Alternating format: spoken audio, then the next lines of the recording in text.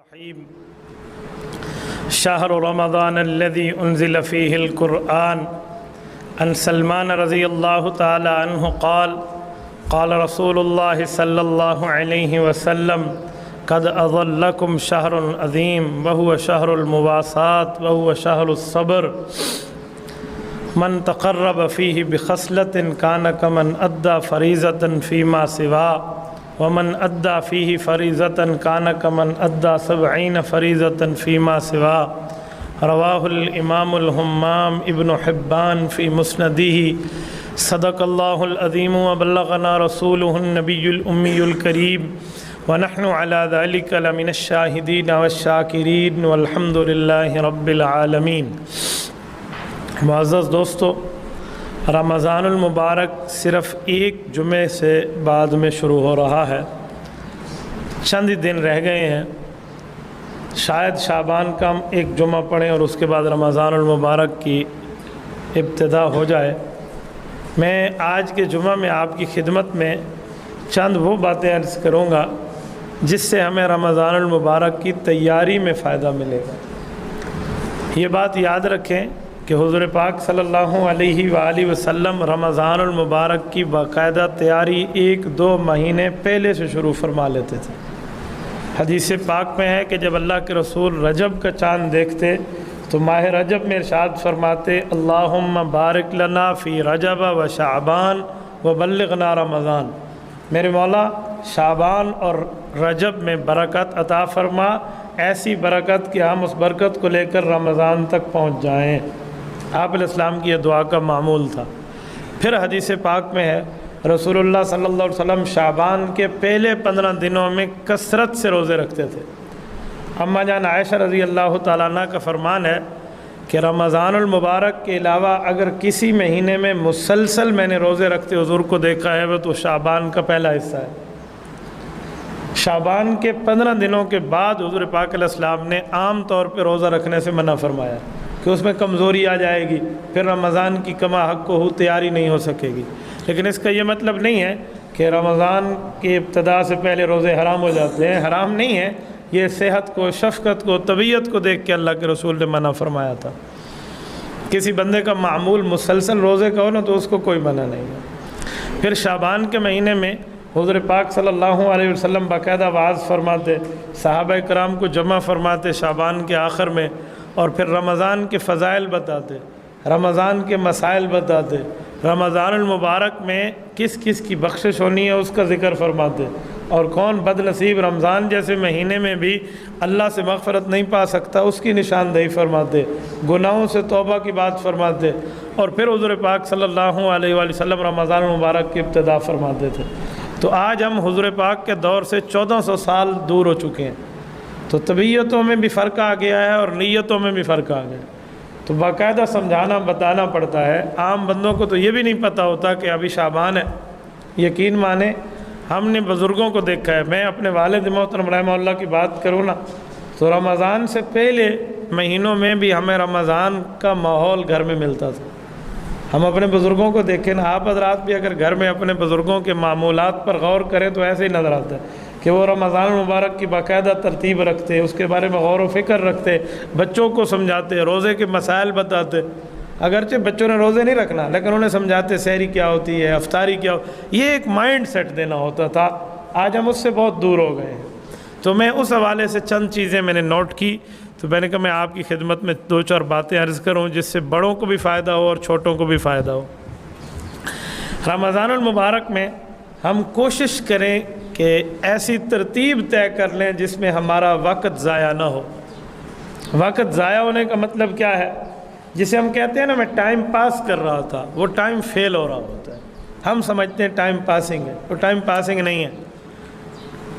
شریعت میں time pass اسے کہتے ہیں جو اللہ کے لیے لگ جائے، اللہ کی رضا کے لیے لگ جائے، عبادت میں لگ جائے، ریاضت میں لگ جائے، رب کو راضی کرنے میں لگ جائے، رسول پاک صلی اللہ علیہ وسلم کے درود پاک پہ لگ جائے، دینی بات میں لگ جائے۔ تو یہ جو چیز ہے نا یہ ہے وقت کا پاس کرنا۔ اور ہمارے یہاں وقت کا پاس کرنا کیا ہے؟ خواہ مخواہ سے گھومتے رہو، ساری سرح کی چادر کودتے تھے پیر بنی رہو۔ اس کا مطلب یہی ہوتا ہے نا، فضول کام بندہ ادھر ادھر روڈ ماسٹرنگ کرتا پھرے، تو یہ ٹائم پاسنگ نہیں ہے۔ ہمیں پہلا کام یہ کرنا چاہیے کہ ہم نظام الاوقات بنا لیں کہ ہمارا وقت کم سے کم ضائع ہو یا ضائع ہی نہ ہو۔ جو وقت ہمیں ملے نا فارغ وقت میں، ہم اس میں اپنی تسبیحات کی ترتیب طے کر لیں، روزانہ کی بنیاد پہ درود شریف طے کر لیں، تلاوت طے کر لیں، باقی معاملات یہ میں آگے چل کے عرض کرتا ہوں۔ تو بنیادی بات سب سے پہلے ہم طے کریں کہ ہمارا وقت ضائع نہیں ہونا چاہیے۔ نمبر 2، یہ جو 11 مہینے ہم نے شیطان کے ساتھ یاری رکھ کے انٹرنیٹ کو اللہ رب العزت کی ناراضگی میں استعمال کیا ہے نا، تو کم از کم اس مہینے میں ہمیں اس انٹرنیٹ کو بند کر لینا چاہیے۔ نیٹ چلانا بھی ہے نا تو دین پہ چلائیں، دینی بیانات سنیں پھر تو ٹھیک ہے، لیکن سنیں دینی بیانات ان کے نہیں جو رمضان ٹرانسمیشن کے نام پہ رمضان المبارک میں تو صوفی بن کے ترغیب دینے آ جاتے ہیں اور 11 مہینے ان کا کام گلوکاری ہوتا ہے۔ ان کے نہیں، ان نے آپ کے رمضان کو خراب کرنا۔ میں ان گلوکاروں کو جانتا ہوں جنہوں نے رمضان ٹرانسمیشن کے نام پہ بیٹھ کے شام میں موسیقی شروع کی، تو ایک سننے والے میں سے کسی نے پرچی بھیجی کہ جناب اینکر صاحب رمضان المبارک ہے، آپ تھوڑا گزارا کریں، آپ تو یہاں مخلوط ماحول میں موسیقی چلا رہے ہیں۔ اس نے جواب دیا، اس نے کہا واہ کس نے کہا رمضان ہے، شام کے بعد رمضان ختم ہو جاتے ہیں، تبھی تو ہم کھا پی رہے ہیں۔ اس بیچارے کو روزے اور رمضان کا فرق ہی سمجھ نہیں آتا۔ او بھائی روزہ ختم ہوا ہے، رمضان ختم نہیں ہوا۔ تو ایسے بندے اور ایسی اداکارائیں جن کے جسمانی معاملات سے بھی دنیا واقف ہے، وہ ہمارے روحانی معاملات پر بحث کرنے آ جاتی ہیں اور ہمیں سمجھاتی ہیں کہ آپ نے روزہ ایسا رکھنا ہے اور ایسا۔ بابا دین اتنا لاوارث بھی نہیں ہوگا، دین اتنا بھی لاوارث نہیں ہے کہ ایرا غیرہ منہ اٹھا کر آئے اور وہ باتیں سنانا شروع کر دے۔ آپ خود بھی بچیں اور اپنے گھروں میں جا کر یہ بات سمجھائیں کہ خدارا ایسے ماحول میں ان جیسوں سے نہ پوچھو۔ اگر کوئی بات پوچھنی سمجھنی ہے اپنے محلے کے امام مسجد سے پوچھ لیں، اپنے مولوی صاحب سے جا کر پوچھ لیں۔ جیسے بندے کا فیملی ڈاکٹر ہوتا ہے ایسے فیملی مفتی بھی تو ہونا چاہیے، فیملی عالم بھی تو ہونا چاہیے، جس سے بندہ جا کر اپنے گھریلو مسائل ڈسکس کرے اور اس سے ان کے شرعی معاملات پوچھے۔ تو آپ ان سے پوچھ لیں۔ وائرس کے دنوں میں ڈاکٹر سے دور رہنا اگر یہ جان لیوا ہے تو گناہوں کے ماحول میں ایمان والوں سے دور رہنا یہ ایمان لیوا بھی تو ثابت ہو سکتا ہے نا۔ تو ہم جان لیوا مرض سے بچتے ہیں، ایمان لیوا مرض کو سینے سے لگاتے ہیں۔ ایسا نہیں ہونا چاہیے۔ انٹرنیٹ بھی بند کریں اور یہ ٹی وی کے مخلوط ماحول اور یہ گانے اور یہ فحاشی اور یہ غلط چیزیں شیئر کرنا، ان سے بھی رمضان المبارک میں خدارا ہمیں اجتناب کرنا چاہیے۔ اور اس کے ساتھ عام طور پہ جو ہماری مصروفیات رہتی ہیں، میں اس ٹائم ان دوستوں میں بیٹھتا ہوں، اس ٹائم میں جاگنگ کے لیے جاتا ہوں، یہ ٹائم میرے واک کا ہے، یہ ٹائم میرا فلاں ہے، اس ٹائم میں ہم گھومتے پھرتے ہیں، اس ٹائم ہم کھانا آ کے گھر آ جاتے ہیں۔ ایسی مصروفیات کو ہم ترک کر دیں تو بہتر ہے۔ رمضان المبارک میں ایسی مصروفیات نہیں ہونی چاہیے کہ جی میرا یہ کام ہے یہ کام ہے، معمولات سے ہٹ کر کام کریں۔ کیوں؟ رمضان ہم نے قیمتی بنانا ہے۔ ہم رمضان میں بھی وہی دگڑ چلاتے رہے جو پورے 11 مہینے چلائی ہے۔ تو رسول اللہ صلی اللہ علیہ وسلم نے فرمایا جس شخص پر رمضان المبارک کا مہینہ گزرے اور وہ گڑ گڑا کر معافی مانگ کر اللہ پاک کو اپنے سے راضی نہ کر سکے، فرمایا اس کی بخشش نہیں ہونی، اس سے بڑا بد نصیب اس دھرتی پہ کوئی نہیں ہے۔ تو رمضان تو ہمارے نیکیوں کا سیزن ہے، تو اسی لیے ہمیں اپنی معمولات کی مصروفیات جو ہے نا اس سے بچ جانا چاہیے۔ باقی دفتر ٹائم آپ آفس ٹائم جاتے ہیں آپ جائیں، لیکن اس کے بعد جو ہماری وہاں کی جو فریشمنٹ کی ترتیبیں ہیں وہ تو نہیں ہونی۔ روزے کا حیا ہے تو ہمارے پاس قرآن کریم یا موبائل میں ہونا چاہیے یا مصحف جیب میں ہونا چاہیے۔ ایک بندہ مجھے کہنے لگا مولانا میں موبائل میں قرآن کریم کیسے رکھوں، اس میں تو گانے بجانے فلم ڈرامے یہ چیزیں ہوتی ہیں۔ میں نے کہا پھر ایک کام کرو گے؟ کہتے جی ہاں۔ میں نے کہا گناہ چھوڑ دو۔ چپ۔ میں نے کہا قرآن کریم موبائل میں رکھنے پہ تجھے حیا آتی ہے تو گناہ چھوڑ دے۔ اور خدا کے بندے رمضان مبارک میں آپ کو موبائل قرآن کریم میں ڈاؤن لوڈ کر لینا چاہیے کہ آفس ٹائم میں فارغ بیٹھوں میں سورۃ یاسین پڑھ لوں، اس ٹائم میں بیٹھوں کو 1-2 رکوع پڑھ لوں، تھوڑی سی تلاوت کر لوں اگر فارغ وقت ملتا ہے۔ نہیں تو آپ اپنا وقت وہیں بتائیں جو آپ کے آفس ٹائم کا ہے، میں اس میں کھینچنا نہیں چاہ رہا وقت، لیکن میں بتانا چاہ رہا ہوں کہ عام حالات سے ہٹ کے ہمیں رمضان مبارک کی یہ ترتیب رکھنی چاہیے۔ تو یہ ہوگا تو مصروفیات کی کمی ہماری بنے گی۔ اچھا، اس کے ساتھ قیام اللیل کی عادت بنائیں۔ قیام اللیل کیا ہے؟ تراویح اور چیز ہے، قیام اللیل اور ہے۔ تراویح کہتے ہیں وہ تراویح جو عشاء کی نماز کے بعد ہم پڑھ لیتے ہیں، قیام اللیل تہجد کو کہتے ہیں۔ ہمارے نبی پاک صلی اللہ علیہ وسلم قیام اللیل 12 مہینے پڑھتے تھے، تہجد ہوتی تھی، یہ 8 رکعتیں تہجد کی علیحدہ ہوتے ہیں، 20 رکعت تراویح کی علیحدہ ہوتے ہیں۔ اس سے آپ اندازہ لگائیں، صبح بندہ جلدی اٹھے، کم از کم یار 2 4 8 نہ بھی پڑھ سکے، 8 زیادہ سے زیادہ ہے، 2 رکعت تو آپ پڑھ لیں تہجد کی۔ عام حالات میں تہجد میں 3 اعلان ہوتے ہیں۔ ہے کوئی پریشان حال، مجھ سے پریشانی شیئر کرے، میں اس کی پریشانی کو ختم کر دوں، یہ اللہ اعلان کرتے ہیں۔ ہے کوئی رزق مانگنے والا، حل من مسترزق فازرق لہ، میں اس کو رزق دوں۔ حل من مستغفر، کوئی گناہوں سے پریشان ہو کے ہاتھ اٹھا کر مجھ سے مانگنے والا ہے، معافی مانگے، میں اس کی معافی قبول کر کے اس کے لیے جہنم کو حرام اور جنت کا واجب ہونا لکھ دوں۔ یہ اعلان ہو رہا ہوتا ہے تہجد میں۔ اور رمضان المبارک کی 24 گھنٹے تہجد کا اعلان ہے۔ تو جب رمضان کے 24 گھنٹے وہ اعلان تہجد والا ہوگا تو رمضان کی تہجد کا وقت کتنا زیادہ بابرکت ہوگا۔ تو ہمیں تہجد کا بھی اہتمام ہونا چاہیے۔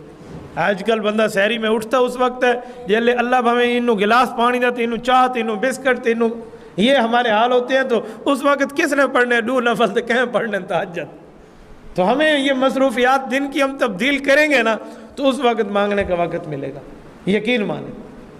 تھوڑا سا جلدی اٹھے نا، آپ نے کھا پی کے 2 رکعت پڑھنی، آپ سجدے میں جائیں گے تو کھانا اوپر نیچے انڈیل منڈیل ہو جائے گا، پھر بندے کو ساری دیوار ڈکار آندے راسن تھے الٹی آندے راسن۔ ہمیں تھوڑا سا ٹائم نکالنا چاہیے۔ اور قیام اللیل کی ترتیب گھر میں مرد عورت سب حضرات رکھیں، اپنے بچوں تک کو ترغیب دیں۔ اور ترغیب کیسے دیں؟ آپ تو پیو کمبل پا کے سوتا پیے، پتر اٹھی اٹھی تہجد پڑھ، یوں نہیں پڑھے گا۔ آپ پڑھیں گے اٹھ کے، وہ پوچھے گا ابو ابھی تو اذانیں نہیں ہوئی، آپ کون سی نماز پڑھ رہے ہیں؟ تو آپ اسے جب بتائیں گے اس کو ترغیب ہو جائے گی۔ چھوٹوں کو ترغیب بندہ اپنے عمل سے دیتا ہے۔ یہ آج کی بات آپ کو کروں، میری بیٹی چھوٹی بیٹی ہے، مجھے کہہ رہی، میں نے اسے کہا کہ بیٹا زکام لگے گا جوتی پہن لے۔ اب میں اپنی طرف سے تو عقل مند بن کے اسے صحیح کہا نا، تو اس نے مجھے کہا ابو ابھی جب وہ آپ باہر فلاں کام کے لیے گئے ہیں نا سین میں، تو اس وقت تو آپ نے چپل نہیں پہنے تھے۔ میں نے کہا میں بھول گیا تھا، میں جلدی میں تھا، میں نے چپل چھوڑ کے سین میں کام کیا، ہم واپس آ گئے، ابھی کی بات کر رہا ہوں۔ بچے اتنا نوٹ کرتے ہیں، تو میں کیسے اسے کہوں گا جوتی پہنا گا؟ جی پیو تہ نہیں پاتے، تو بات تو اس کی ٹھیک ہے نا، جو نہیں پہنے۔ تو جب میں بچے کہوں گا بھی تو نماز پڑھ، تو میں سویر تاڑ کے آنگرا پیاں تو میں کو سکھا ہے نماز پڑھنی ہے، کسی نے نہیں پڑھنی، نہ بچے نے پڑھنی ہے نہ بچی نے پڑھنی ہے۔ اسی لیے ماں باپ اولاد کے لیے رول ماڈل ہے۔ تو ہمیں قیام اللیل کی عادت خود بھی رکھنی چاہیے اور اپنی اولاد کو بھی ترغیب دینی چاہیے۔ اور اس کے ساتھ مین چیز، قرآن کریم کی تلاوت کا معمول عام دنوں سے ہٹ کے اس میں زیادہ ہو۔ حضور پاک علیہ الصلوۃ والسلام کی ترتیب ہوتی تھی، حضور علیہ السلام قرآن کریم کا دور فرماتے تھے، صحابہ کرام سے بھی قرآن سنتے سناتے، اور حضرت جبرائیل علیہ السلام نازل ہو کے اللہ کے رسول کو سناتے اور سنتے تھے۔ یہ رمضان المبارک میں قرآن کریم کے دور، میں نے اپنے والد محترم حضرت مولانا محمود الحسن قریشی رحمہ اللہ اور حضرت مولانا احمد شعیب دامت برکاتہم العالیہ، اللہ ان کی صحت میں برکت عطا فرمائے، ہماری ڈی خان کی نشانی ہے علماء کی، ان دونوں کو اپنے بچپن میں دیکھا ہے کہ یہ قرآن کریم کے تفسیر کا دور بھی کرتے تھے۔ ایک پارہ اس نے قرآن کریم ترجمہ اور تفسیر سے پڑھا، پھر انہوں نے پڑھا، پھر وہ پڑھتے، یوں ختم ہوتا ہے ان کا۔ میں نے خود دیکھا ہے اپنے چھوٹی عمر میں، والد صاحب کے ساتھ میں وہاں جاتا تھا، مجھے بتائیں وہ لوگ تفسیر کے ساتھ اور ترجمے کے ساتھ 2 علماء بیٹھ کے ختم کر رہے ہیں۔ اصلا بھامے حال ہے قرآن دی آیت ہی نہیں پڑھتے، ہم نے تو خالی الفاظ ہی نہیں پڑھنے، متن ہی نہیں پڑھنا، آیتیں بھی نہیں پڑھنی۔ تو ہمیں تلاوت قرآن کا معمول ہونا چاہیے۔ فارغ وقت میں قرآن کریم پڑھنے کی عادت رمضان میں ڈالیں گے، اللہ رب العزت آپ کی یہی عادت پورے سال شمار کرا دیں گے۔ تو ہمیں قرآن کریم ساتھ رکھنا چاہیے، مصحف کی شکل میں رکھیں آپ کی مرضی، موبائل میں ڈاؤن لوڈ کر کے رکھیں آپ کی مرضی، ہمیں قرآن کریم کو ساتھ تلاوت میں آدھا صفحہ پڑھنا ہونا دیکھ کے پڑھ لو، جو اس کی برکات آپ کو ملیں گی نا، آپ خود اپنی زندگی میں محسوس کریں گے کہ قرآن کریم کھول کے دیکھ کے پڑھنے کی کتنی اچھی عادت ہے اور کتنا اچھا اس کی برکات بندے کو نصیب ہوتی ہیں۔ اور یہ تمام کاموں کا ایک ہمیں ٹیبل بنا لینا چاہیے، جسے کہتے ہیں نظام الاوقات، ٹائم ٹیبل، یہ بنا لینا، یہ لکھ لینا چاہیے تو زیادہ بہتر ہے۔ ہم مائنڈ سیٹ میں طے کریں گے انسان نسیان سے نکلا، بھول جائیں، ایک بار بھول گئے تو ببل سارا یندو غندو، ہمیں یہ لکھ کر لگا لینا چاہیے۔ جہاں دیکھیں نا وقت کی احساس کی معاملات اور ترجیحات ہوتی ہے نا، وہاں نظام الاوقات لکھا ہوتا ہے۔ اسکول میں ٹائم ٹیبل لکھا ہے، آفس میں لکھا ہوا ہے، ایسا نکم میں صرف گھر دیں بھی ایسا نہ لکھو، ہمیں عام حالات میں بھی لکھنا چاہیے، عام حالات میں۔ میں اپنے پاس جاری رکھتا ہوں، مجھے کوئی کام کرنا ہوتا ہے نا، میں اس دن میں یہ کام کرنا ہے، یہ الگ قسم میرا یوں لسٹ لکھی ہوئی ہوتی ہے، یہ کرنا ہے، یہ کرنا ہے، یہ کرنا ہے، یہ میں اپنے گھر میں سمجھاتا ہوں، تو باقاعدہ یہ لکھ کر رکھے، پھر بندے کو یاد رہتا ہے۔ جو لکھ کے رکھنا ہے نا، وہ حضرت علی المرتضیٰ رضی اللہ تعالیٰ عنہ کا فرمان میں نے پڑھا ہے کہ العلم صید والکتابۃ قید، کہ کسی چیز کی معلومات یہ شکار ہیں، اور اس کو شکار کرنا لکھ کے رکھ دینا ہے، آپ نے اپنا شکار وصول کر لیا ہے، تو پھر بندے کو یاد رہتا ہے۔ چیزیں لکھ کے رکھیں، تو نظام الاوقات، ٹائم ٹیبل کی ترتیب یہ رمضان میں لکھ کے ہمیں لگا لینی چاہیے، 2-4 دن پہلے ہم نے یہ کرنا ہے، تو پھر ہمارے لیے آسانی رہے گی۔ نفلی عبادت کا اہتمام بھی اسی مہینے میں ہونا چاہیے۔ کیوں؟ نفل عام دنوں میں پڑھو تو نفل ہے، حضور پاک علیہ السلام نے فرمایا من تقرب فیہ بخصلۃ کان کمن ادی فریضۃ فیما سوا، اس کی نفل باقی مہینوں کے فرض پڑھنے کے برابر ہے۔ تو ہمیں نوافل میں تسبیحات بھی ہیں، نوافل میں تلاوت بھی ہے، نوافل میں ذکر اذکار بھی ہے، نوافل میں نفلی نماز بھی ہے، یہ ساری چیزوں کی ترتیب ہونی چاہیے۔ نوافل کا پورا ہمارے پاس ایک پورے کا پورا ڈیٹا ہونا چاہیے۔ کیوں؟ کل قیامت کے اندر اللہ کے دربار میں حدیث پاک میں ایک شخص کو لایا جائے گا جس کے فرض بہت اچھے نکلیں گے، لیکن فرضوں میں کمی ہو جائے گی، تو اس کی کمی کو اللہ کے رسول نے فرمایا یہ نوافل سے پورا کیا جائے گا۔ آپ مجھے بتائیں ہمارے فرض کہاں کامل ہیں، ہمارے واجب کہاں کامل ہیں، ہماری باقی عبادات کہاں کاملیت میں ہے؟ کمی بیشی رہ ہی جاتی ہے بندے کی، اکثر طور پہ رہ جاتی ہے۔ یہ نماز میں بھولنے کی عادت ہے، لوگ کہتے ہیں جی ہم نماز میں بھول گئے، بھولتے کیوں ہیں؟ جب ہم ادھر ادھر کی باتیں سنیں گے تو بھولیں گے اسے۔ ایک بندہ اس دن مجھے کہنے لگا، عقل مند آدمی ہے، کہتے ہیں حضرت مجھے ظہر کے فرض 10 پڑھنے پڑے۔ میں نے کہا 10 کیوں پڑھے؟ وجہ؟ کہتے ہیں حضرت 2 رکعت پہ سلام پھیر دیا، اٹھ کے جا رہا تو پھر میں نے کہا اوہ 10 پڑھے ہیں، پھر میں دوبارہ آیا ہوں، پھر 4 پڑھے، اس پہ غلطی ہو گئی۔ تو اب مجھے سمجھ نہیں آتا تھا سجدہ صاف کروں یا کیا کروں، تو میں نے وہ نماز توڑ دی 4تھی رکعت میں، 2 اور 4 کتنے ہو گئے؟ 6۔ اس کے بعد کسی مولوی صاحب سے پوچھ پاچھ کے پھر میں نے پڑھا تو 4 پڑھے، تو ظہر کے مجھے 10 فرض پڑھنے پڑے۔ معلومات ہوتے نہیں ہیں تو ہمارے اندر کمی تو رہ جاتی ہے، یہ کمی ہماری نوافل سے پوری ہوگی۔ تو یہ نوافل کا اہتمام، اور اس کے ساتھ اشیاء ضرورت کے لیے جو ہم خرید و فروخت کے لیے بازار جاتے ہیں، موٹے موٹے سودے رمضان سے پہلے لے کر رکھ دیں، تاکہ رمضان میں بازار جائیں گے، دھوپ ہوگی، گرمی ہوگی، روزہ ویسے لگ جائے گا، کل تو روزہ رکھنا کو نہیں، اما میں تو ایک 2 بار پہلے سودے گرن گیا، ہم آج نہیں بھی رکھیں گا میں نے کھولو، تو یہ بہانے ہمیں لگانے پڑیں گے۔ اس سے بہتر ہے ہم یہ جو سودا سیلف ہے یہ ہم شیلے پہلے لے کر رکھ دیں۔ ہاں کوئی چھوٹی موٹی چیز ہو، کوئی ہو، وہ ہو تو چلو اس کے لیے بندہ بازار جائے، ان دنوں میں کم سے کم جائے تاکہ بد نظری بھی سے بھی بندہ بچ جائے، باقی گناہوں سے بچ جائے۔ حدیث پاک میں رسول اللہ صلی اللہ علیہ وسلم نے فرمایا کہ میرے اللہ نے مجھے فرمایا ہے کہ جن جگہوں سے میں نفرت کرتا ہوں ان میں سب سے پہلے بازار ہے، اور جن جگہوں سے مجھے محبت ہے ان میں سب سے پہلے مسجد ہے۔ احب البلاد الی اللہ مساجدها وابغض البلاد الی اللہ اسواقها، یہ حدیث پاک۔ تو ہم بازار میں وقت بتانا اپنا سمجھتے ہیں، بازار میں بیٹھا تو ٹائم پاس ہو گیا ہے، نہ میرے بھائی ٹائم فیل ہو گیا۔ پاس چیز وہ ہے جو اللہ کے راستے میں لگ جائے، تو اسی لیے پہلے خرید کے رکھ دینی چاہیے۔ اور اس کے ساتھ مسجد میں ٹھہرنے کی عادت بنائیں۔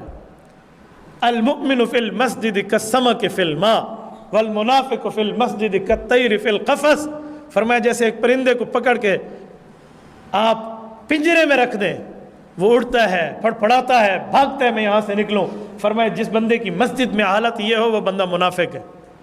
اور المؤمن فی المسجد کالسمک فی الماء، اور پانی میں مچھلی چاہتی ہے کہ میں ہمیشہ رہوں، کا مؤمن ایسے چاہتا ہے کہ میرا وقت زیادہ سے زیادہ مسجد میں گزرے۔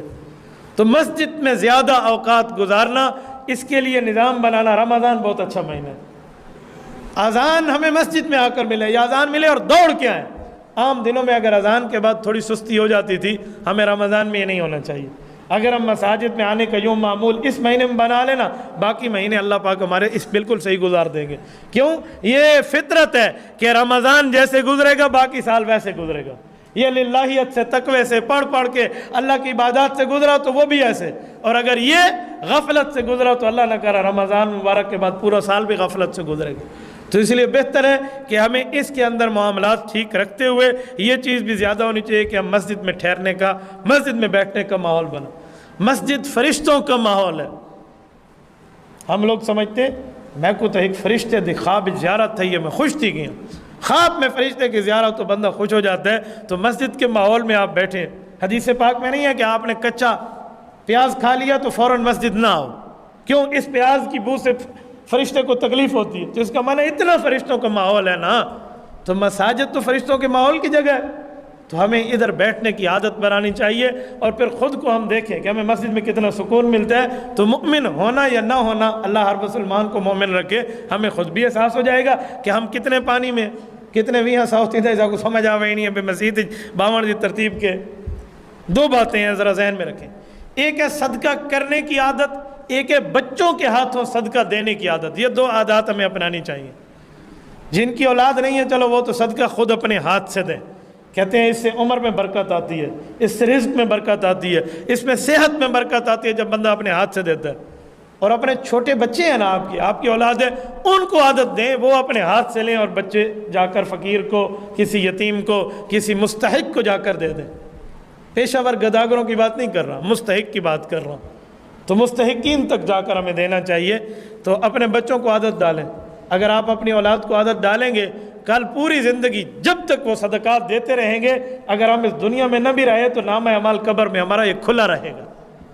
میرے والد محترم مجھے کوئی چیز دیتے، کہتے اس فقیر کو دے آؤ، میں گلٹی فیل کرتا کہ یہ فقیر ہے، یتیم مسکین ہے، اس کے کپڑے سیدھے ہے نہیں، پسینہ ہے، گندی بو ہے۔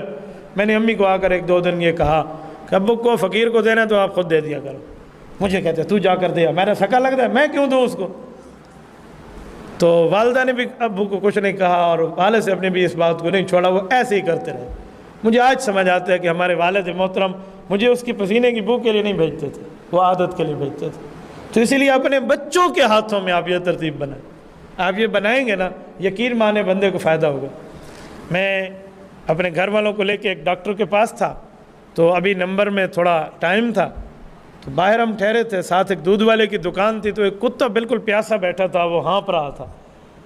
تو میرا بیٹا مجھے کہنے لگا ابو اس کو پتھر مار کے بھگا دو۔ میں نے کہا بیٹا ایسے نہیں کرتے، یہ دودھ والے سے ہم تھوڑا دودھ لیتے، اس کو دودھ پلائیں گے، یہ دودھ پیے گا تو اللہ پاک خوش ہو جائے گا۔ کہتے اچھا۔ ہم نے چھوٹا سا دودھ لیا، ایک پاؤ، اسے ایک برتن میں ڈال کے کتے کو پلایا۔ وہ دن یہ دن وہ کتے کو دیکھ کے مجھے کہتے ہیں اگر اس کو دودھ پلائیں گے نا تو ہمارا اللہ ہم سے خوش ہو جائے گا۔ یہ ترغیب ہم اپنی اولاد کے لیے یوں کریں گے نا تو فائدہ بن جائے گا، ورنہ کہ کتے کو تو ایسا پتھر مارنا سکھانا ہے، دو پتھر مارنا پتر ایک کتا بھجا ویسے۔ نیکی کی ترغیب دینا سیکھے نا، مثبت بندہ سوچ رکھے۔ تو ایسے میں اپنی اولاد کے ذریعے بھی دلائیں، اور خود بھی صدقہ دینے کی عادت اپنائیں، کیونکہ صدقہ بلاؤں کو کھا جاتا ہے۔ صدقہ بلا کو کیسے کھاتا ہے؟ جیسے اے سی چلنے میں گرمی ختم ہو جاتی ہے نا کمرے میں، ایسے صدقہ دینے سے بندے کی زندگی میں بلائیں ختم ہو جاتی ہیں۔ یا صدقہ تو رد البلا ہے نا، تو صدقہ تو بلاؤں کو ٹالتا ہے۔ اچھا صدقہ پتہ ہے کیا، ہمارے لوگ صدقے دینے کی بھی نیت سوچتے ہیں، وہ کہتے ہیں مولانا صدقہ دے رہا ہوں، عطیہ نہیں دے رہا، عطیہ دے رہا ہوں، خیرات نہیں دے رہا، خیرات دے رہا ہوں، اللہ کے نام پہ نہیں دے رہا۔ یہ ساری چیزیں صدقات ہیں، وہ عطیہ ہو، وہ جو بھی ہو، صدقے کا معنی کیا ہے؟ میں اللہ کے لیے دے رہا ہوں، یہ صدقہ ہے۔ وہ جو صدقہ ہے نا جو کہتے ہیں بھائی سید پہ نہیں لگتا یا مسجد پہ نہیں لگتا، وہ صدقہ ہے منت والا۔ آپ سید دوست کو ہدیہ دے دیں، اس پہ کون سا مسئلہ ہے؟ آپ کیوں نہیں دے سکتے؟ تو اس لیے یہ صدقہ۔ اچھا بے جو صدقہ بندہ اللہ کے لیے دیتے ہیں اس میں منت نہ ہو، وہ خود بھی کھا سکتا ہے، باقیوں کو بھی دے سکتے ہیں۔ اور آپ کو مزے کی بات صدقہ دینے کی سمجھاؤں، خرچ کرنے کا افضل۔ اللہ کے رسول صلی اللہ علیہ وسلم نے فرمایا کہ ایک بندہ 1 درہم اللہ کے راستے میں خرچ کرتا ہے، کسی کو دیتا ہے۔ 1 درہم بندہ کسی پڑوسی کے اوپر خرچ کرتا ہے، 1 درہم کسی فقیر کو دیتا ہے، فرمایا 1 درہم اپنی گھر والی کو دیتا ہے، فرمایا سب سے زیادہ افضل ثواب اس کو اپنی گھر والی کو دینے پر ملے گا۔ آج ہم یہاں نہیں دیتے، باہر جا کر ویلاں دے ہوتے لاکھ روپیہ بندہ بڑھا کے آوے، گھر دیں دے بندے کو موت پہ مہندی۔ تو یہ سب سے افضل صدقہ، صحیح مسلم کی حدیث ہے، اللہ کے رسول نے فرمایا۔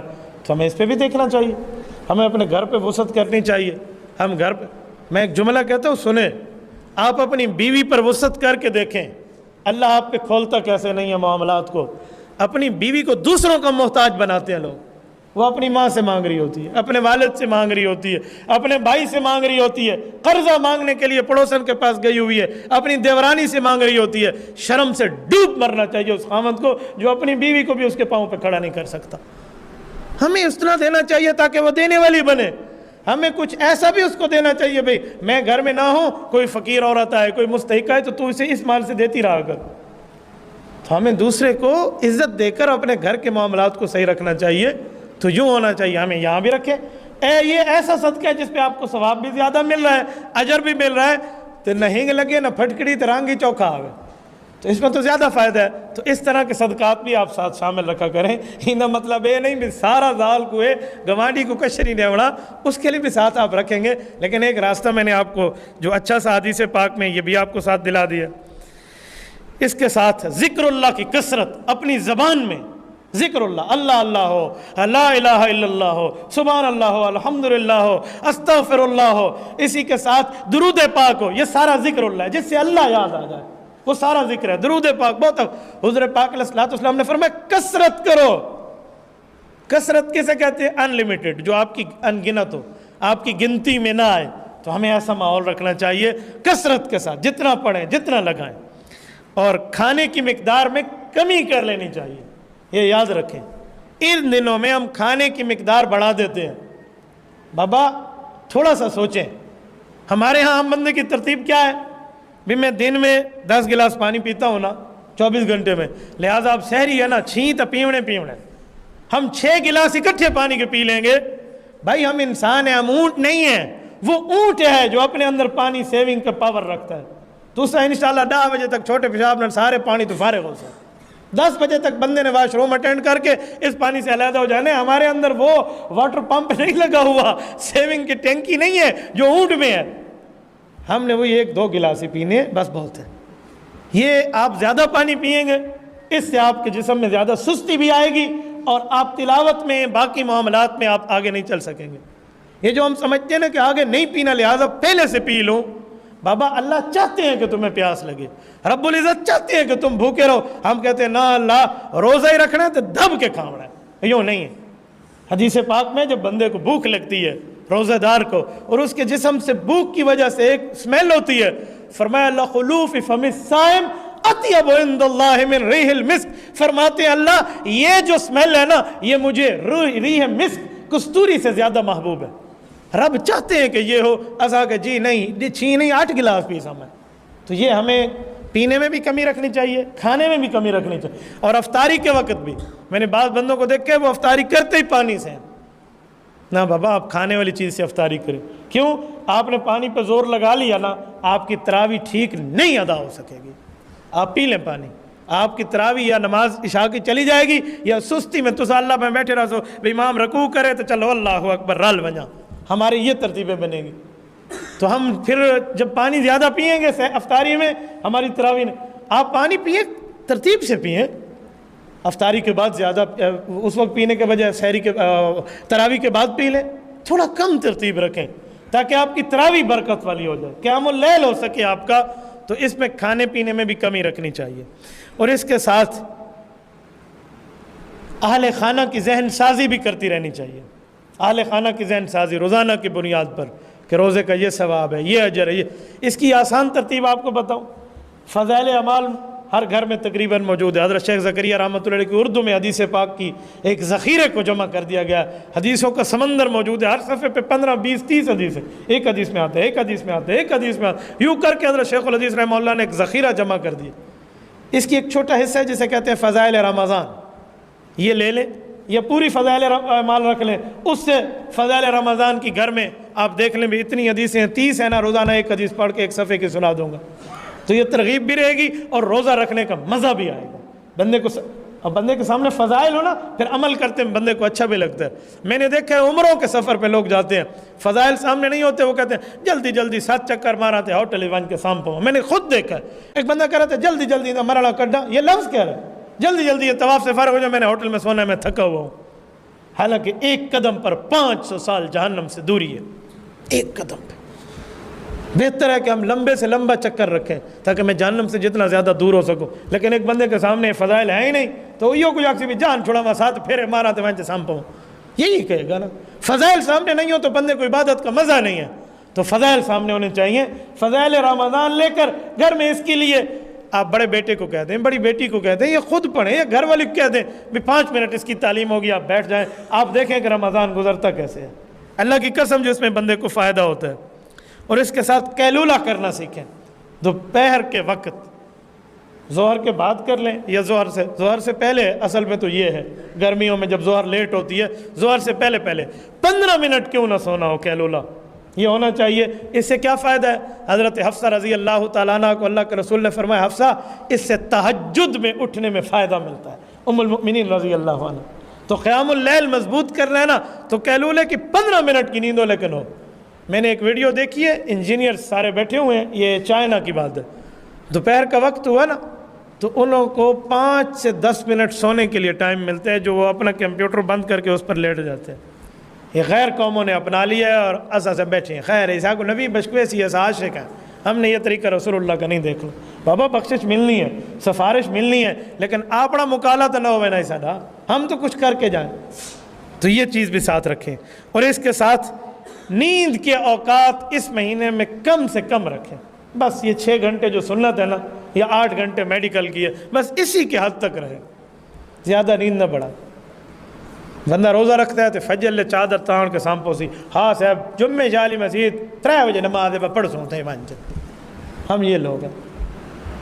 تو ہمیں نیند کم رکھنی چاہیے تاکہ عبادت میں وقت گزرے, تلاوت میں وقت گزرے. ثواب آپ کو یقیناً ملے گا چاہے نیند آپ روزہ رکھ کے سو جائیں, لیکن اس ترتیب پر رمضان نہیں گزرے گا جس ترتیب پہ شریعت ہمیں گزارنے کا حکم کہتی, جو شریعت کا مزاج ہے. لہٰذا ہمیں نیند کے معاملات بھی دیکھنے چاہیے. اخلاق کی درستگی بھی ہو, ورنہ روزہ رکھ کے بندہ اگے ہی بکا تسا کھڑوتا ہوئے تو چھتا تھیا کھڑا ہوتا ہے. پھر بھی ہمیں تھوڑی نرمی رکھنی چاہیے, اخلاق کے معاملات بھی تھوڑا دیکھیں. دوسرے کا بھی روزہ ہے یہ بھی سمجھیں, صرف یہ نہ سمجھے ایک کا بھوکا میں کھڑوتا میں پانی نہیں پیتا. ابھی مجھے بھائی صاحب کہہ رہے تھے اگلے جمعے سے ٹھنڈا پانی ہونا چاہیے. بھائی نے کہا ہے پچھو ایک کو جمعہ پانی پیوڑنا. تو اسی لیے آپ دیکھیں نا ہمیں بھی اخلاق تھوڑی رکھنا ہوگا. اخلاق میں معاملات چلائیں گے بالکل بہتر ہوگا. ٹھیک بولنا ہے تو بولیں ورنہ نہ بولیں. جھوٹ, غلط بد اخلاقی, الزام, بہتان, گلے شکوے یہ روزے کو ایسے پھاڑ دیتے ہیں. اللہ کے رسول نے فرمایا جیسے خنجر مارو ڈھال پھٹ جاتی ہے. ڈھال پھٹ جائے گی نا تو اس کی ترتیب بھی ایسے ہوگی. اور جو فارغ وقت ہو وظیفہ پڑھنا ہے تو پڑھیں ورنہ دعا کے لیے ہاتھ اٹھا لیں. ضروری نہیں ہے ہم نماز میں جا کے مسجد میں دعائیں مانگیں گے, بیٹھے ہوئے بندہ ہاتھ اٹھا لے جب بھی یاد ہے. جب بندے کے جسم ایسے کانٹے کانٹے ہو رہا ہوتا ہے نا اس وقت یہ قبولیت کا اثر ہوتا ہے. آپ اس وقت ہاتھ اٹھائیں اور اللہ سے مانگیں نا, یہ فرشتوں کی معیت بندے کو رمضان میں نصیب ہو رہی ہوتی ہے. بندے کی آنکھ میں اچانک آنسو آ جائے, اللہ کی یاد آ جائے, آخرت کی یاد آ جائے. یہ وقت کو قیمتی بنائے اور ہاتھ اٹھائیں. ہاتھ نہیں اٹھا سکتے آپ مجمع میں تو دل میں اللہ سے دعا شروع کر دیں. اللہ کو ہاتھ اٹھانے کی ضرورت نہیں ہے, اللہ آپ کے دل کو دیکھ رہا ہے. تو اس وقت دعاؤں کا کثرت سے اہتمام ہونا چاہیے اور روزے کی مسائل سے واقفیت بھی ہونی چاہیے. نہیں مولوی صاحب یہ تھی کہ ہوں ڈسو کفارہ آسی یا نہ آسی, قضا آئے گی یا نہیں آئے گی, یہ مسائل بھی ہمیں معلوم ہونے چاہیے. مسائل رمضان چھوٹی سی کتاب حضرت مولانا اشرف علی صاحب نے اس پہ رسالہ لکھ دی ہے. حضرت مولانا علاؤدین صاحب رحمہ اللہ کے مدرسے سے چھپا ہوا ہے. مسائل رمضان لے لیں, نہیں تو معلومات کر لیا کریں نا. روزانہ کے درس میں علماء کے پاس بندہ بیٹھ کے پوچھ لیا کرے تو مسائل بھی پتہ ہونا چاہیے تاکہ اس سے میرے روزے صحیح طریقے سے ہیں. سگریٹ اور یہ نسوار جو ہے اس سے روزہ ٹوٹ جاتا ہے, اس لیے ذہن میں رکھیں کہ یہ آپ اس کی ترتیبیں کم از کم رمضان میں تو چھوڑ دیں. ورنہ سگریٹ والے حکے والے میں نالو رکھ کے بیٹھے ہوتے ہیں مولی گولا بجاوے صحیح. تو یہ اس مہینے میں تھوڑا چھوڑنے کی عادت رکھیں گے نا باقی مہینے میں بھی اللہ پاک کرم فرمائے گا. ایک بندے نے مجھے کہا دھوئیں سے کوئی روزہ ٹوٹتا ہے؟ میں بٹھے دھوتے ساری بار کام کریں ہوں دھو نال روزہ نہیں توڑتا, یہ سگریٹ دے دھو نال روزہ توڑ دے, ادھر نہیں توڑتا مولوی صاحب. میں مولوی قرآن کی تھی پھر میں کہ حکا پیتا کر, خالی سگریٹ چھوٹی شے ہے. آپ مفتی بن کے بیٹھے ہوئے ہیں دنیا میں. میں نے خود ایک آدمی کو نسوار رکھتے ہوئے دیکھا روزے میں, اس نے کہا مولوی ایسے غلط کرتے ہیں, کوئی نہیں توڑتا. میں رکھا میرا ٹوٹ گیا روزہ. تو یہ اس میں علماء سے جھگڑے نہیں, وہ آپ کا ایمان بچانا چاہتے ہیں, آپ کو مسائل بتاتے ہیں. ورنہ مولوی حضرت کوئی بننا ڈنگا نہیں بھئی میری زمین تے قبضہ کی تھا, وہ آپ کو مسئلہ سمجھا رہا ہے. اس لیے یہ بھی دیکھیں. اور اس کے ساتھ توبہ میں جلدی, جو گناہ یاد ہے فوراً توبہ, اللہ مجھ سے غلطی ہوگی اللہ معاف کر دے. توبہ میں جلدی جتنی ہوگی, کیونکہ پہلے 10 دن یہ رحمت اترتی رہتی ہے, دوسرے 10 دن یہ مغفرت کی اعلان ہوتے ہیں, اور تیسرے 10 دنوں میں ان بندوں کا نام جہنم سے مٹا دیا جاتا ہے جن پر جہنم واجب ہو چکی ہوتی ہے. تو توبہ میں جلدی, غلطی ہو گئی فوراً معافی, غلطی ہو گئی معافی. معافی مانگنا اس لیے نہیں ہوتا کہ ہم دوسرے سے ڈرتے ہیں، بلکہ ہمیں رشتے کے تقدس کا خیال ہے۔ معافی مانگنے کا مطلب مجھے اس تعلق کا احساس ہے، تو اس کے لیے توبہ میں جلدی، اور دل کو اللہ کے لیے کچھ ٹائم فارغ کیا کریں، کم از کم 5 منٹ، زیادہ آپ جتنا ٹائم رکھیں، کم از کم 5 منٹ تنہائی میں بیٹھیں، جہاں کوئی موبائل نہ ہو، کوئی انٹرنیٹ نہ ہو، کوئی ساتھی نہ ہو، کوئی دوست نہ ہو، علیحدہ بیٹھیں اور اپنے آنکھیں جھکائیں اور دل سے دیکھیں کہ اگر مجھے اس وقت موت آ گئی تو میں قبر میں اللہ کو کیا جواب دوں گا؟ کیا میں جواب دینے کی پوزیشن میں ہوں؟ ہیں تو اللہ کا شکر ادا کریں، نہیں ہے تو فکر کر کے اپنی ترتیب تبدیل کر لیں۔ کم از کم 5 منٹ آپ بیٹھیں، میں 5 منٹ میں شاید سخاوت کر رہا ہوں، آپ 2 منٹ کی یہ ترتیب تنہائی میں بیٹھ کر دیکھیں نا، زندگی بدل جاتی ہے، زندگی بدل جاتی ہے۔ 24 گھنٹے ہیں، ان میں سے 23 گھنٹے 55 منٹ اپنے پاس رکھیں، 5 منٹ تنہائی اللہ کو دینا دیکھیں، آپ کو خلوت میں بیٹھنے کا مزہ آئے گا۔ میں نے ایک بندے کو گناہوں کی توبہ پہ اس طریقے سے اس کی توبہ کرائی اور یہ اسے نسخہ دیا، تو اس کے لفظ ہیں، بڑی عمر کے بندے، مجھے کہتے ہیں مفتی صاحب چس آ گئی ہے، اللہ کی قسم 5 منٹ کیا بات ہے، تو تھوڑا ٹائم لس ہے۔ تو یہ ترتیب آپ رمضان میں بہت اچھے سے کر سکتے، اور اس کے ساتھ سارے کاموں میں نیت اچھی ہونی چاہیے، اچھی نیت کے ساتھ۔ ایک صحابی آئے اور نے قلعہ زمین میں گاڑ دیا تھا، حضور پاک علیہ السلام سے آ کر پوچھا، یا رسول اللہ مجھے ثواب ملے گا؟ کوئی بندہ آئے گا، مسافر آئے گا، اپنا گھوڑا باندھے گا، اپنی سواری، فرمایا ثواب ملے گا۔ یہ ابھی بیٹھے ہوئے ہیں کہ ایک اور آیا، اس نے وہی قلعہ اکھیڑا ہوا تھا، وہ کسی اور جگہ سے آ رہا تھا، ان دونوں کو ایک دوسرے کا پتہ نہیں تھا۔ اب یہ بہت پریشان ہے کہ جو میں لگا کے ہوں یہ اکھیڑ کیا ہے؟ انہوں نے کہا، یا رسول اللہ فلاں جگہ سے آ رہا تھا، قلعہ تو لگا ہوا تھا لیکن راستے میں تھا، تو میں نے کہا کسی کو چوٹ لگے گی، ٹھڈا آئے گا، کسی کو تکلیف ہوگی، تو میں نکال کے لائیں، اس کو کسی اچھی جگہ لگا دیں، مجھے ثواب ملے گا؟ فرمایا تجھے بھی ملے گا۔ یہ نیت کی درستگی ہے، تو نیت کے درستگی کے ساتھ ہونا پھر مسئلہ نہیں ہے۔ اور آخری گزارش، یہ ان تمام امور کی دوسرے کو دعوت بھی دیں، دوسرے بھائی کو سمجھائیں بھی، ابتلا یہ صرف اپنے تک نہ رکھیں، آپ کی ذمہ داری ہے آپ کے گھر تک بتانا۔ جو شادی شدہ ہے بیوی اس کی ذمہ داری ہے، بچے اس کی ذمہ داری ہیں، اور جو غیر شادی شدہ ہے وہ اپنی بہنہ جی کو جا کر بتائے، اپنے بھائی کو بتائے، امی کو بتائے۔ ان عورتوں پہ جمعہ واجب نہیں ہے، وہ جمعہ پڑھنے نہیں آ رہی، اللہ نے ان کو پیکج دیا ہوا ہے، گھر میں ظہر پڑھیں گے۔ جو ہم یہاں پڑھ کے گئے ہیں، اسا بقرعید تک کم آونا ہے، ہم نے یہ مسئلہ نہیں بتانا، ہم نے گھر جا کر یہ نہیں بتانا، ہم بتائیں گے، خدا کی قسم کھا کے کہہ رہا ہوں، ہمارے گھر کا ماحول دینی ہوگا۔ تو ایسے کر رہی ہے، یہ باتیں ختم ہو جائیں گی، تجھے نہیں پتا، یہ بات ختم ہو جائے گی، بابا اویئرنیس تم نے دینی ہے، بات تم نے جا کر، ان کا حق ہے۔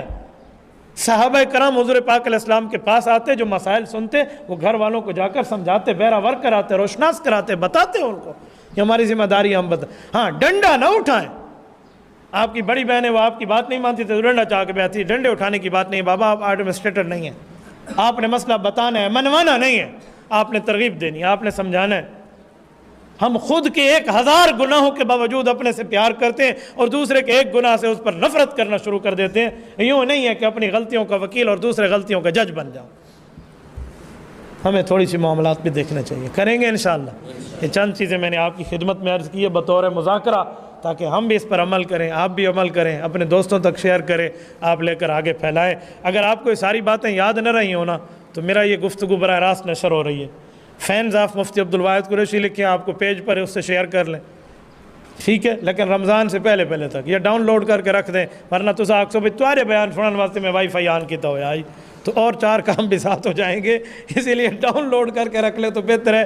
نیٹ کے ذریعے سے لائیو کے معاملات سے 100% بندے کو گمانے کے میں بچ جاؤں گا تو بچ جائے، ورنہ میں نے عام حالات میں یہ بات کی ہے، ورنہ کسی کے مسائل انٹرنیٹ سے وابستہ ہوں، ان کے اپنے معاملات ہوں، باقی جیسے ہے تو وہ تو رکھ سکتا ہے، لیکن ضرورت کی حد تک۔ اقول قولی ھذا واستغفر اللہ وآخر دعوانا